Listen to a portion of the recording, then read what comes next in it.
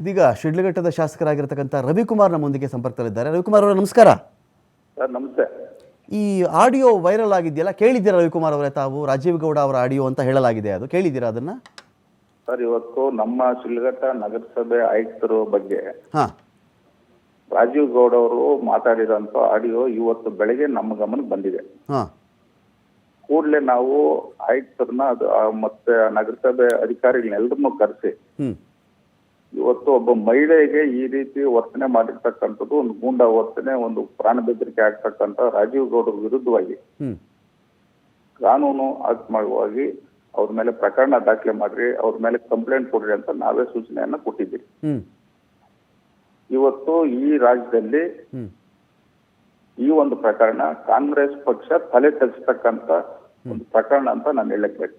ಒಬ್ಬ ಜನಪ್ರತಿನಿಧಿಯಾಗಿ ಇವತ್ತು ಒಬ್ಬ ಮಹಿಳೆ ಅಧಿಕಾರಿ ಮೇಲೆ ಇವತ್ತು ಮಾನ್ಯ ಉಪಮುಖ್ಯಮಂತ್ರಿಗಳ ಒಂದು ಹಿಂಬಾಲಕನಾಗಿ ಇವತ್ತು ಈ ಒಂದು ಕೆಲಸ ರಾಜೀವ್ ಗೌಡರು ಈ ಕ್ಷೇತ್ರದಲ್ಲಿ ಮಾಡಿದ್ದಾರೆ. ಇದೆಲ್ಲ ಜನ ಗಮನಿಸ್ತಾ ಇದೆ. ಇವತ್ತು ಕಾಂಗ್ರೆಸ್ ಪಕ್ಷ ಈ ಒಂದು ಪ್ರಕರಣಕ್ಕೆ ತಲೆ ತಗ್ಸ್ತಕ್ಕಂತ ಪ್ರಕರಣ. ಏನು ಈ ಮನುಷ್ಯ, ಏನು ಅದೇನು ಕಾಂಜಿ ಪಿಂಜಿ ಅಲ್ಲ ಅಂತೆಲ್ಲ ಮಾತಾಡ್ತಾ ಇದ್ರಲ್ಲ, ಏನು ಈ ಮನುಷ್ಯ ಏನಲ್ಲಿ ಹೋಗ್ಲಿ, ಈ ವ್ಯಕ್ತಿ ಏನು? ಸರ್, ಈ ರಾಜೀವ್ ಗೌಡ ಅನ್ನೋನು ಹೊಸಕೋಟೆ ಕ್ಷೇತ್ರದವರು. ಇವತ್ತು ಅವರು ಅಲ್ಲಿಂದ ಬಂದು ಇಲ್ಲಿ ಒಬ್ಬ MLA ಜನಪ್ರತಿನಿಧಿ ಆಗ್ಬೇಕಂತ ಬಂದಿರೋಂಥವ್ರು. ಈ ಪ್ರಕರಣಕ್ಕೆ ಸಂಬಂಧಪಟ್ಟಂತೆ ಈಗ ನಮ್ಮ ಕೇಂದ್ರ ಸಚಿವರು, ನಮ್ಮ ಪಕ್ಷದ ರಾಜ್ಯ ಅಧ್ಯಕ್ಷರಾದಂತ ಕುಮಾರಣ್ಣವರು ಇದ್ರ ಬಗ್ಗೆ ನಮ್ಮ ಪ್ರಿನ್ಸಿಪಾಲ್ ಸೆಕ್ರೆಟರಿ ಹತ್ರ ಬಹಳಷ್ಟು ಗಂಭೀರವಾಗಿ ಮಾತಾಡಿದ್ದಾರೆ. ಅಲ್ಲ, ಈಗ ನೀವೆಲ್ಲ ಸೇರ್ಕೊಂಡು ಈಗ ಪೌರಾಯುಕ್ತೆ ಕಡೆಯಿಂದ ಒಂದು ಕಂಪ್ಲೇಂಟ್ ಯಾಕೆ ಮಾಡಿಸಿಲ್ಲ ರವಿಕುಮಾರ್ ಅವರೇ? ಒಂದು FIR ಆಗ್ಬೇಕಲ್ಲ ಈ ಮನುಷ್ಯನ ವಿರುದ್ಧ? ಬೈಕ್ ಬಂದು ಮಾತಾಡಿದ್ರೆ ಒಂದು FIR ಅಲ್ಲ, ಶಿಡ್ಲಘಟ್ಟ ಕ್ಷೇತ್ರದಲ್ಲಿ 2 FIR ಆಗಿದೆ.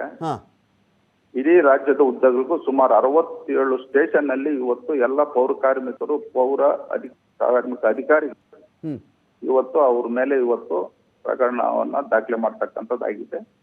ಇವತ್ತು ಅವರು ಒಂದು ಮಾತಾಡಿರ್ತಕ್ಕಂಥ ವಿಡಿಯೋ ಇವತ್ತು ಒಬ್ಬ ಮಹಿಳಾ ಅಧಿಕಾರಿನೂ ಮಾತಾಡಿದ್ದಾರೆ, ಒಬ್ಬ ಜನಪ್ರತಿನಿಧಿ ಯಾವುದೇ ಆದ ಮನುಷ್ಯ ಏನನ್ನ ಅರೆಸ್ಟ್ ಮಾಡಿದ್ರ, ಕರ್ಕೊಬಂದು ಕೂರಿಸ್ಕೊಂಡ್ರ, ಸ್ಟೇಷನ್ ಅಲ್ಲಿ ಕೂರಿಸಿದಾರ ಇಲ್ವಾ? ಈ ಮನುಷ್ಯ ಇನ್ನು ಆಚೆ ಓಡಾಡ್ತಾ ಇದ್ದಾನ ಹೇಗೆ ಅಂತ? ಸರ್, ಈಗ ಇವ್ರು ಏನಾಗಿದೆ, ಆಲ್ರೆಡಿ ಪೊಲೀಸ್ ಇಲಾಖೆ ಇದನ್ನ ಪ್ರಕರಣವನ್ನ ದಾಖಲೆ ಮಾಡಿದ್ದಾರೆ.